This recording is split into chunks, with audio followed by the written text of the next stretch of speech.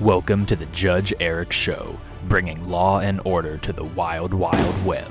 Today's case involves Mark Traphagen, a social media manager who conveniently neglected to disclose a paid relationship in a tweet. Is Mark guilty of violating FTC regulations for social media? Only one man can decide.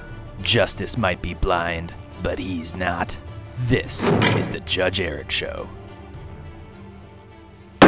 Mr. Traphagen, you're being accused of tweeting a link for which you were compensated.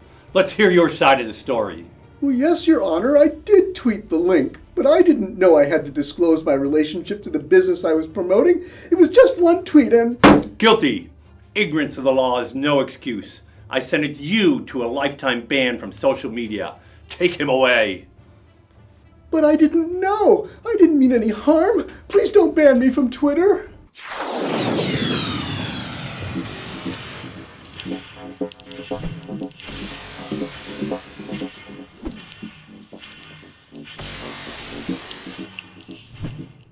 Mark and I recently attended the Marketing Land Social Pro Conference in Las Vegas, where we heard Danny Sullivan interview Mary Enge, Associate Director for Advertising Practices at the U.S. Federal Trade Commission, or FTC.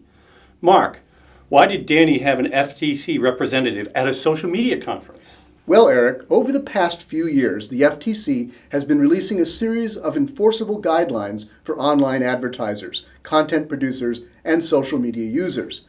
The guidelines are meant to protect consumers from potential fraud or deceptive practices.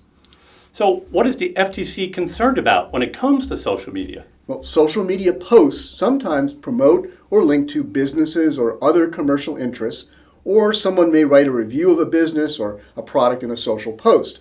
Now, when that happens, the FTC thinks consumers need to know if there is any possibility that the endorsement, promotion, or opinion might have been influenced by some material relationship with or material compensation from the business concerned. So what do we mean by material relationship or material compensation?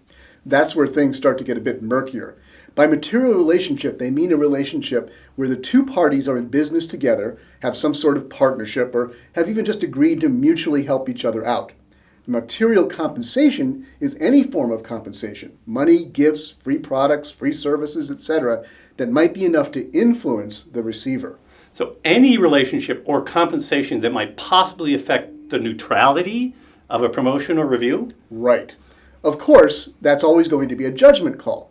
Now, Ms. Enge of the FTC seemed to suggest that it is wise to err on the side of caution. She said if it is likely that the consumer might have a different take on your endorsement or review, if that consumer knew you worked for the company or the company was a client or you got compensated for your post, then there might be a problem. So what does the FTC suggest you should do in those cases? Well, the main obligation for the social media poster in such situations is to clearly disclose them. In other words, make the relationship you have with the company or product or the fact that you were compensated for your posting very clear to your readers. How exactly do you do that? And there's where things get a little tricky again, especially in social media. The FTC insists that the disclosure has to accompany each and every posting that might be affected. It must also be clearly visible to and understandable by the consumer. Now, you can see how that might be difficult in a 140-character tweet. So, did Mrs. Engels offer any suggestions on how we should make such disclosure in tweets? Well, the FTC hasn't come out yet with any specific approvals of how to endorse in a tweet, but she mentioned that many Twitter users have started using hashtags like #sponsored or #ad to disclose. Well, what about employees, showing content from their own company? Does that need to be disclosed as well? I asked Ms. Engels that question after her talk, and I think her answer illustrated that these guidelines are still a work in progress for the FTC. They haven't yet decided how to apply the regulations to every case, nor what kinds of things they will actually enforce. Now, in this case, she answered at first that you probably didn't need to disclose if you're just sharing something like a link to a piece of content on your employer's site. But after thinking about it out loud for a few more minutes, she reversed herself and said that it probably would be a good idea to make disclosure. So in the case of sharing your company's or client's content, she said just starting with something like, Our company published and then the content, or XYZ, one of our clients, has created, would be a good enough to disclose. So is the FTC actively enforcing these guidelines now? Can I get in trouble if I violate them? Well, they are holding off for now on any actions in all but a few very high-profile cases where major brands or publications were involved. In most of those cases, the problem was resolved with a simple letter from the FTC alerting the company to the guidelines, followed by a promise from the company to comply in the future. But the FTC seems to be very serious about these guidelines and has implied that at some point they will begin to enforce them more broadly.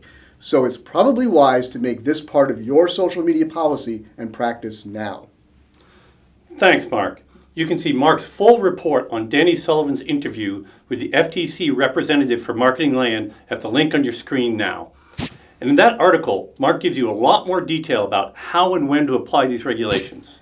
We hope that you found today's Here's Why episode informative and useful. If you did, the best way to say thanks to us is to share it with others and let them know they can find plenty more Here's Why videos on our archive page at the link on your screen. And if you enjoyed this episode, or me telling Mark Traphagen that he could not be on social media anymore, please join us again every Monday for a new episode of Here's Why. Until then, I'm Eric Enge. And I'm Mark Traphagen. Thanks for joining us.